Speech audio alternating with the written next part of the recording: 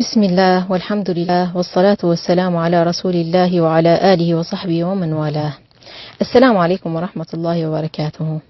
أختي في الله، لن أتحدث معك اليوم في موضوع الخلاف حول حكم النقاب، هل هو فرض أم مستحب أم غير ذلك، وسأورد إن شاء الله حلقة خاصة عن هذا الأمر.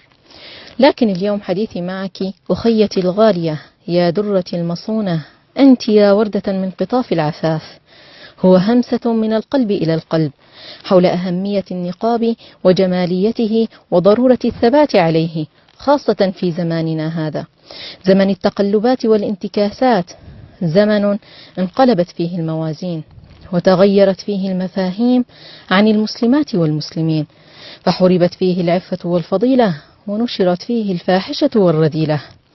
فهذه كلمات وأحاسيس أبثها إلى القابضات على الجمر، إلى أولئك الفتيات الصالحات العفيفات والنساء التقيات النقيات، إلى اللاتي شرفهن الله بطاعته وأذاقهن طعم محبته، إلى حفيدات خديجة وفاطمة وعائشة وحفصة، إلى من جعلن قدوتهن أمهات المؤمنين وغايتهن رضا رب العالمين.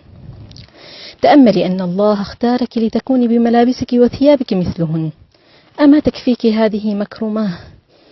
تذكري أختي في الله أنك عندما تلبسين النقاب وتتسترين بحجابك الشرعي فإنك تتعبدين الله بذلك، وأنك تؤجرين عليه كما تؤجرين على أي طاعة وعبادة.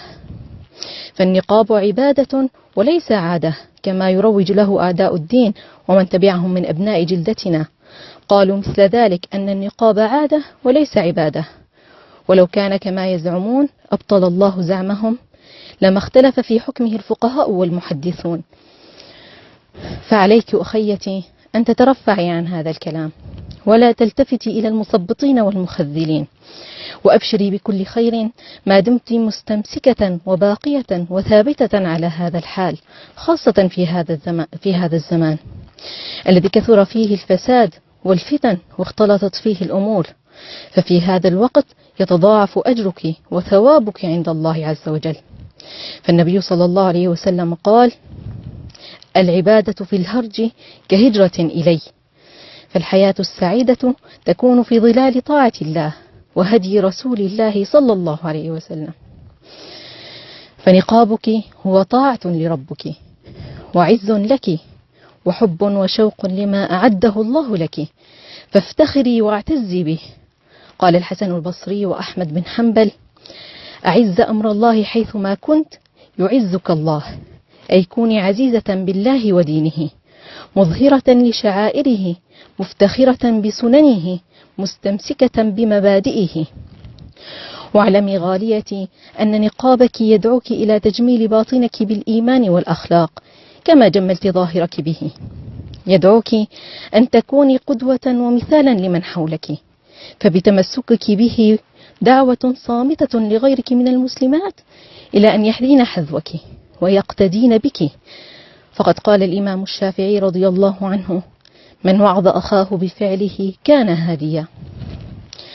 فاثبتي أخيتي ولا تتزعزعي ولا تنكسري ولا تستسلمي أمام الحملة التي تحاك ضدك، وخصوصا في هذا الزمان المعتم.